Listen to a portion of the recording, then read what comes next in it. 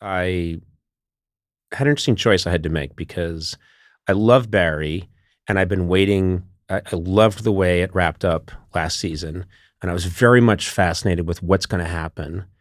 And usually what happens is you might get sent an episode, but I got sent almost all the episodes. Yeah, you got sent everything but the finale, yeah. And my pact with my son, who adores this show, loves it, and has great taste, is that we watch them together. Mm-hmm. And he has been unavailable, and I was like, I don't know. And also I didn't want to cram. It was like this beautiful meal has been laid out that I'm looking forward to. And they're like, and so what I did was I decided I'll watch 1.5 without my son, which I did, and then I will watch the rest of the season unfold. And I trust you. Mm-hmm. I trust you guys. I know that you know what you're doing, but you have painted yourself into such an incredible corner, and I'm riveted. I'm absolutely riveted. I loved it, and I love where it's going, but you've put Barry in this impossible situation. Not just Barry, but I don't want to give anything away, but these characters are in this position where you think, I don't see a way out, and I'm just enthralled, absolutely enthralled. Yeah, that tends to be what happens at the end of every season is we'll write it, and then at, beginning of season 3, I think my first day in the writer's room, I said, well, he needs to get caught. And so, I think we're writing towards that. Mm-hmm. I don't see how this can keep going. And then we did that, and speaking of Larry David, I saw Larry, and he goes, I watched Barry, that's it, right? I said, no, we have a whole other season, and he went, why? I go, well, I think there's more story to tell. And he's like, but it's done. This is because he ended Seinfeld with them all in jail. Yeah, right. Yeah, he's like, hey, they're done. Yeah, and so, exactly. I didn't think about that. That's true. Jail means it's over. Jail, over. I established done. It's like Monopoly. But he was just, we have that. And so you start every writing session for season 4. And this one was during the pandemic. Like the pandemic happened, we were 2 weeks away from starting to shoot season 3. Mm-hmm. The pandemic happened, and when I went to HBO and said, is it okay if we just write season 4 to have something to do? And then as we were writing season 4, we started to go back to season 3. Mm-hmm. And so I see 3 and 4 as kind of one big season. It kind of like it all kind of rolls into each other. But, season 4, you start off with him in jail, and everybody he loves hates him. Mm-hmm. And no one ever finds the stuff I find funny. This doesn't ruin anything, but the opening of the season is Barry calling Gene Cousineau. Yes. And the first thing he says was, did you trick me? Yeah. Did you trick me? And also, he's such like a child. Did you trick me? He goes, did you trick me?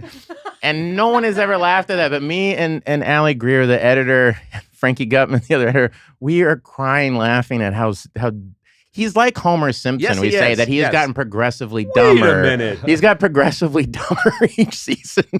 And so, we just, it's you start with him there, and then it just turns into like, well, what would happen? What would you do?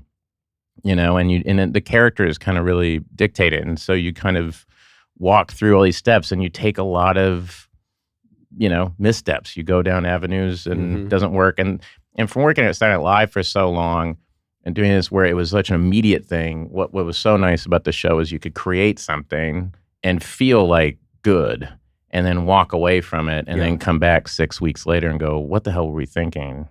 This has nothing to do with what the story's about. Mm-hmm. You know what I mean? It's more about this, isn't it? And that was so helpful. So we had, 2 years of being able to kind of percolate these ideas. And then even with that, you're still on set going, Duffy Boudreaux, who's the co-writer and my oldest friend, we've been friends since high school. He's because he's been my friend for so long, you kind of know how it is where you're like on set, I'm the guy, it's my show. And so people are very nice, and I feel like I'm a very nice boss, but it is kind of like you hear the, Bill's on set. You know what I mean? It's like, Bill's here. So it's like, it's like Conan's coming up Conan's car's here. Oh, trust me, there is none of that here. I assure you, there is no reverential more tone. like, oh God, Conan's on set. Put on your listening ears. Get ready to laugh. Put on your pretend happy face. No, but it is that when I show up, it's like, oh, gee, like, and so it is. Everybody's kind of and it is nice to have your friend from high school there going like, well, that's dumb. Yeah, you know what I mean? Yes. Or like, why would you?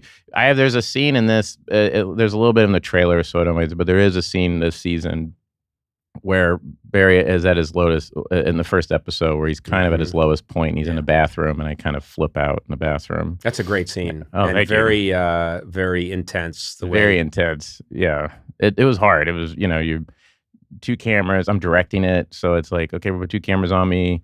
I'm gonna flip out, and then we'll just keep going, and I'm gonna hit a wall, and we'll just keep going. And so I do what I think. I do the first take, and I'm feeling, wow, I really brought it. That was really good. And the door opens, and Duffy comes in and goes, "It's a lot of acting, dude."